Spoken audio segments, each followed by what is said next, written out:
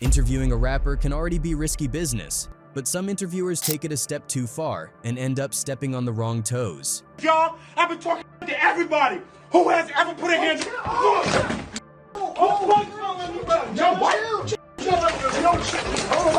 From a guest pulling a gun on an interviewer. Come on, J-Man, Bro. folk. Come on, G. Come on, folk. Now that's too far, J-Man. We gonna start with this too far, J-Man, folk. What? That's too far, folk. What is that, folk? Come on. To interviewers getting physically attacked. Who you calling a bitch though? I'm calling you a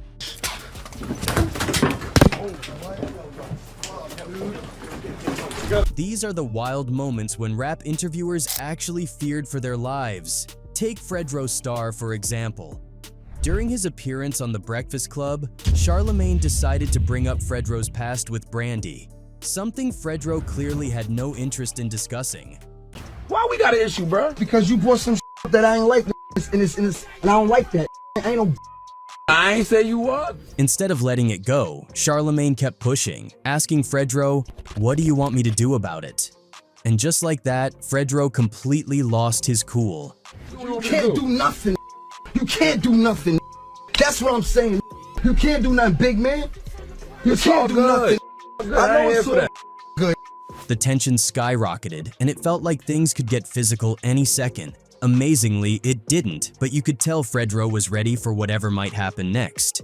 Then there's Birdman. From the moment he walked in, he looked right at all three hosts, Charlemagne, DJ Envy, and Angela Yee, and told them straight up to stop playing with his name. I want to start this off straight, telling all three of y'all stop playing with my name. Let's go on there. Let's go. Stop playing with my name. Let's go. Let's do it on camera. Stop playing with my name. I ain't go gonna right say it on no in. more. Birdman was clearly riled up, and he wasn't shy about expressing it. He demanded respect, saying, "When my name come up, respect it." My name, come up, respect it. Let's go. Stop playing with my name. All three of y'all, stop playing with my name. I ain't gonna say it no more. Once the interview actually started, he made his intentions crystal clear. He pulled up to the Breakfast Club in person to confront Charlemagne face to face because he wanted to handle it like a man. Get it off your chest, Birdman. Said it already. I ain't gotta talk no more. Cause I don't understand the angle. Like what? Said it already. So why come here? I did it already. I'm here. So what's happening? I wanted to come look you in your face like a man and tell you how I feel. Okay. You understand me? Straight up like a man. He even said he could have pulled up on Charlemagne somewhere else, but he chose not to because he didn't think it was a gangster move. I wanted to talk to you and your man in your face. Absolutely. You understand me? I knew a few places you was at. I could have pulled up, but I don't think that was gangster. But despite all the tension, the interview barely lasted a few minutes before Birdman hit them with one final demand for respect, got up, and walked right out. Pulling up on you. Yeah, but I'm the coming up on radio you. guy. Why pull up Yeah, on the who you radio is? guy? Don't act tough with the radio I guy. hate my y'all finished or y'all done? I ain't got no more talking. Let's rock. And let's not forget Beanie Sigel. Back in October 2016, he sat down with The Breakfast Club while he was caught up in a heated beef with Meek Mill, and things really got serious when Charlemagne suggested that Beanie was coming off like a hater on his diss tracks. I was questioning you with your diss records, man. You sounding like a hater lately, man. A hater? Yeah. How you say that? Hater. That did not sit well with Beanie. He immediately shut Charlemagne down, making it clear that he wasn't even qualified to speak on the situation. I don't think you qualified to even say I sound like a hater because you don't know all the particulars. So how you qualified to say I'm a hater? Hate on what? As the back and forth went on, Beanie's frustration kept building. He didn't just feel like Charlemagne was out of pocket, he felt like he wasn't keeping it real. You ain't qualified to ask me that question. You ain't qualified to get that answer, bro. The energy in the room got real uncomfortable real quick. Beanie even threatened to walk out and went as far as calling Charlemagne a sucker. I think you're a sucker. So I should be out, right? Then there's the Migos. Back at the 2017 BET Awards, Migos were doing a red carpet interview with Academics, Navendra Alexis, and Joe Budden. Academics brought up Takeoff being left off the track Bad and Boujee, which Takeoff didn't appreciate. Bad and bougie. I ain't left out bad and bougie. You think I'm left out bad and bougie? Say again? You say I'm left out bad and bougie? What you say? You say I'm left off bad and bougie? Yeah. Do it look like I'm left off bad and bougie? Sensing the bad vibe, Academics tried to smooth things over, But Joe Budden had other ideas. He cut off Takeoff and Academics, saying they needed to wrap it up. Because ever since when you were in jail, even though you might see one or the other, y'all move as a collective. All right, we got to wrap this up, though. Quavo, sensing the disrespect, told Joe to go ahead and wrap it up, which led to Joe dropping the mic and walking out. Close it.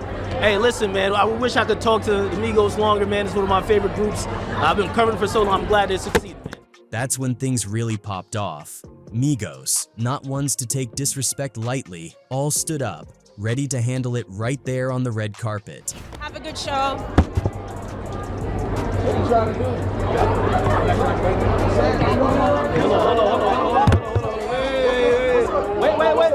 Wait. No. Next up is FBG Butta. During an interview with FYB Mane, things took a sharp turn midway through when J Mane brought up the topic of snitching. Butta started to get visibly frustrated when J Mane pulled out a mousetrap to troll him. Another thing for your rat. Boy, what? Come on, folks, stop playing with me, folks. This a mouse trap. Man, I don't know nothing about that. But J Mane kept pushing, bringing up Lil J, one of Butta's rivals. You could see Butta's patience wearing thin. He's trying to stop my money. I'm not finna keep talking about this what this fucking fuck. It's like I'm arguing with my boyfriend and I ain't no man, folks. Alright. On 2th grade, folks. It's like I'm keep going back and forth with Lil J. Then, J Mane took it even further by placing a big block of cheese on the table, referencing the accusations that Butta snitched. This was the last straw for Butta. He pulled out his strap and cocked it, making it clear he wasn't here for the trolling. It's a lot. Come on, J Mane, Bro. folks. Come on, G. Come on, folks. Now that's too far, J Mane. We gonna start with this too far, J Mane, folks. What the That's too far, folks. Next up is Skinny from the 9, who also had his moment during an interview with Craft Culture, when the interviewer started trolling Skinny by pulling out a block of cheese, a not-so-subtle reference to the snitching rumors that have followed Skinny for years. That's for you. You know, just in case you get hungry throughout the interview, that's for you. Cheese? Skinny was clearly annoyed, but things really took a turn when the interviewer brought up a random stat about women's satisfaction rates in bed. The vibe was all over the place, but the interviewer tried to pivot back to real questions, until he asked Skinny about his facial paralysis. You have trouble drinking even, you know, and sometimes I was wondering if it affects your ability to speak. Like, I could still rap, I could still talk, I could still drink. Skinny had revealed back in 2022 that he had Bell's palsy, which caused paralysis on the left side of his face. It was a serious moment for him, but then the interviewer made a disrespectful joke about it being the reason Skinny's music had been trash for the last few years. That was the last straw for Skinny, and he crashed out. That explains why your music sounds like. Boy, keep playing with me, man. I'm this disabled. I will still smack out of you. To get smack. Press play on y'all. Stop playing with me. All right. That boy. All right. Why? What's up? What I do to you? Next up is Dee Barnes, who got dragged into the mix during the feud between Ice Cube and N.W.A. Dee was a presenter on the Fox TV show Pump It Up, which covered hip-hop culture and often featured big-name rappers. Dee's name even came up years later in Eminem's song Guilty Conscience, where he referenced Dr. Dre's attack on her. But let's look at how Dee got caught in the middle. By the time the Ice Cube drama kicked off, Dee had already interviewed N.W.A. several times. She was familiar with the whole crew and had covered them on her show for years. Ice Cube of N.W.A. will be hanging out with him and all his homies at his house. We'll be back after these commercials or breaks or cuts or whatever. Whatever. Don't go anywhere. But once Cube left, things shifted. N.W.A. responded by dissing him hard on their track 100 Miles and Runnin', making it clear they weren't just going to let him walk away quietly. According to Dee Barnes herself, when she got the group back on Pump It Up to talk about their latest moves, the energy was tense from the start. Every question she asked led to a jab at Ice Cube, and it got so heated that the production team had to edit out some of the harsher parts just to make the interview airable. But here's where things took a turn. When the episode finally aired, it included not only the N.W.A. interview, but also another clip filmed earlier on the set of Boys and the Hood with Yo-Yo, who was Ice Cube's friend and collaborator. Unexpectedly, Ice Cube crashed the interview and took the opportunity to diss N.W.A, using their own lyrics to throw shade right back at them. To make matters worse, Cube even made fun of the DOC, who was close to Dr. Dre and had recently suffered a car accident that permanently damaged his voice. Cube gon' pump it up. I got all suckers 100 miles in one. Like to give a shout out to the DOC. For the record, even at the time, Dee Barnes said she didn't think they should air that segment, but as just a presenter, she didn't have the final say over the edit. Unfortunately, the final edit sensationalized the story by playing the two clips back to back. After Ice Cube's interview aired, Dee turned to the camera and mentioned that she's always in the middle of controversy. Always in the middle of controversy, right? Everyone's pumped it up. This was likely a reflexive response to an awkward situation, but in the edit, it looked like she was stoking the flames, encouraging the beef between Ice Cube and N.W.A, and positioning herself right in the middle of it. After the interview fiasco, some time went by, but Dr. Dre and Dee Barnes eventually crossed paths again. At a Def Jam Records party, a drunken Dr. Dre spotted Dee Barnes. Still furious about how the interview had been presented, he flew into a blind rage. According to Rolling Stone reporter Alan Light, in an article called Beating Up the Charts, Dre picked her up by her hair and began slamming her head and the right side of her body repeatedly against a brick wall near the stairway. His bodyguard held off the crowd with a gun, ensuring no one could intervene. Dre then tried to throw her down the stairs but failed. Undeterred, he began kicking her in the ribs and hands. Dee managed to escape and ran into the women's restroom, but Dre followed her, grabbed her from behind by the hair again, and proceeded to punch her in the back of the head. Oh, and then Dre had dragged her around the corner into like this bathroom stall and started kicking and stomping and punching her. This vicious attack didn't go unnoticed. Members of N.W.A openly discussed the incident in subsequent interviews. MC Ren bluntly stated, "She deserved it. Deserved it."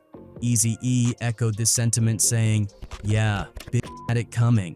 Dr. Dre himself was unapologetic, saying, "People talk all this ish, but you know, somebody F with me, I'm gonna F with them. I just did it, you know. Ain't nothing you can do now by talking about it. Besides, it ain't no big thing. I just threw her through a door." If she get, I hope she get it again. She got beat down. The person, the host of that show, did something and she know what she did and got beat down, and I hope it happened again. Dee Barnes tried to sue Dr. Dre for $22.75 million, but the case was settled out of court. Then there's the drama between Rick Ross and DJ Vlad. On August 15, 2008, Vlad filed a whopping $4 million lawsuit against Rick Ross, claiming that Ross had orchestrated a brutal attack on him. Vlad's attorney, Brian Kaplan, stated that Rick Ross directed some guys to beat him up as payback for Vlad's media coverage of Ross's past life as a correctional officer. For those who might not know, Rick Ross used to be a CO, and at the time, he seemed pretty embarrassed about it. Vlad kept bringing it up in interviews, and that didn't sit well with Ross, who apparently got pretty upset. He recently accused you of working as a prison guard at one point, Rick. Is there any truth to that? No, that's not true. That's crazy. It's not true, man. As a result, Vlad ended up getting jumped by Ross's crew, which left him with some serious injuries. A cut below his eye that needed stitches, 3 facial fractures, a corneal abrasion, and nerve damage. Rick Ross, they called you in the room, there was a little scuffle. Well, basically they kind of jumped you. And then the pictures online, you were very bruised up and you got, like, your eye was real f***ed up. But instead of letting it slide, Vlad decided to sue Ross for $4 million, claiming that the attack was an attempt to silence his journalistic reporting and freedom of expression. He argued that Ross had crafted a public persona as a major drug dealer and gangster, but the reality was he was just a former correctional officer. Now, one of the most brutal cases was the tragic story of Zach Stoner, better known as Zach TV. Unlike many YouTubers who focused on mainstream content, Zach was on a different mission. He was the hood's voice. He wasn't afraid to go where most journalists wouldn't dare step foot, covering the realities of life in Chicago's most dangerous neighborhoods. Zach TV gave a platform to those who were often unheard. Local rappers trying to escape the streets, gang leaders breaking down the codes they lived by, and activists doing everything they could to keep their communities from becoming war zones. Good. Who we got on Zach TV, bro? OT up Nunu, man. You know how we rockin', man. Down here on Green, 72nd. So we on the block this Green? Yeah, it's Green Street, man. So a lot of happened there, man. His interviews were raw, unfiltered, and full of real stories that mainstream media often ignored. But that same dedication to giving a voice to the streets may have led to his untimely death. On the night of May 30th, 2018, Zach had just wrapped up a night at the Refuge nightclub. It was supposed to be a regular night out, nothing out of the ordinary. But as he drove through downtown Chicago in his Jeep, his fate was already sealed. Out of nowhere, another car pulled up beside him. Then came the gunfire. A barrage of bullets tore through his Jeep. At least one gunman let off a relentless spray of shots, and Zach never had a chance to react. The craziest part was Zach always stayed ready. He legally carried a Glock 40 and it was fully loaded, right there at his feet. But when those bullets started flying, there was no time to grab it, no chance to defend himself. He was caught completely off guard. 2 bullets hit him that night.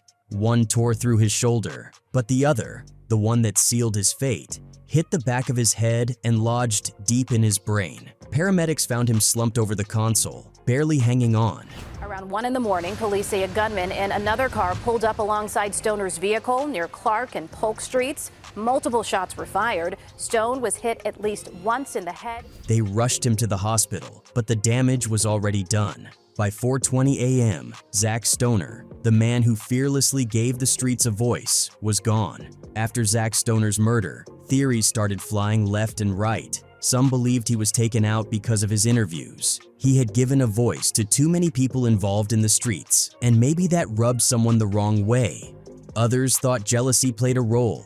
Zach was making moves, building a name for himself, and sometimes success can make you a target. And whoever did this shit from big, you feel me? Because Zach ain't did nobody. So whoever did that to Zach was hating on Zach. But then there was another theory, one that had been floating around since before he was even killed. The Kenneka Jenkins case. Now, if you don't remember, Kenneka Jenkins was a 19-year-old girl from Chicago whose death in September 2017 turned into one of the biggest internet mysteries of the decade. Kenneka went to a party at the Crowne Plaza Chicago O'Hare Hotel in Rosemont. But somewhere in the middle of it all, things took a turn. Hours later, her friends realized she was missing, but for a long time, nothing. Then, when they finally did find her, it was too late. Her body was discovered inside a walk-in freezer in the hotel's kitchen. 19-year-old Kenneka Jones was at a party with friends at the Crowne Plaza Hotel in Illinois when her friends reported her missing, her mother told a 911 dispatcher. And that's when the questions started piling up. At first, the official story was simple. Kenneka was drunk, wandered away from the party, somehow found herself in the kitchen, and accidentally walked into the freezer. The door shut behind her, and she got trapped. A tragic freak accident. Case closed. Except, nothing about it made sense. For starters, how does a fully functioning hotel freezer not have an alarm system? This is a busy hotel, with employees constantly in and out of the kitchen. How does no one notice a girl stumbling around for hours? And speaking of stumbling, the hotel's surveillance footage? That only raised more red flags. The clips they released showed Kenneka wandering the halls, clearly disoriented, almost like she was drugged. She staggered through the lobby, down a hallway, into a kitchen area, and then gone. No footage of her actually entering the freezer. Just clips that looked weirdly cut up, choppy timelines, and conveniently missing angles. Show the 19-year-old inside a kitchen in the Crowne Plaza Hotel early Saturday morning, slowly walking out of the camera's view. This is the last time we see Kenneka on video. People weren't buying it. Before long, the internet was in full detective mode. Was she locked in there on purpose? Did someone lure her in? Did the hotel staff know something they weren't saying? Or was there something even bigger going on? And this is where Zach came in. While mainstream media gave the Kenneka Jenkins story a quick headline, maybe ran a segment or two, and then moved on to the next big thing, Zach wasn't about to let it go. He wanted answers. Hi, Kenneka did not die in room 926. Let me get this out of here. Let me say this. Kenneka did not die in room 926. Zach wasn't afraid to ask the uncomfortable questions. He kept pushing, kept digging, kept talking to people who might know something. But the deeper you dig, the more dangerous it gets, and Zach found that out the hard way. At one point, he even got a phone call. A woman reached out to him and told him to stop. She warned him he was getting too deep, that he was asking the wrong questions, and that it was in his best interest to let the case go. So you're basically saying this is deeper than what we know, and we should all fall back. Step back. Step back. Don't talk about it no more. Don't do it. Now, most people might have taken that as a sign to back off, but Zach? That wasn't his style. Unfortunately, that warning would come to pass. Now, while some believe Zach's murder was tied to his coverage of the Kenneka Jenkins case, others are convinced it had nothing to do with that at all. Instead, they think it was something even more dangerous: Chicago gang politics. See, Zach was never in a gang. He was neutral. He had connections on all sides, but wasn't officially tied to any faction. But in Chicago, that doesn't always matter. Sometimes just where you grow up is enough to make you a target. Zach was raised in an area known as Goontown. He didn't bang, but a lot of people from his block did. And in the eyes of rival gangs, guilty by association is a very real thing.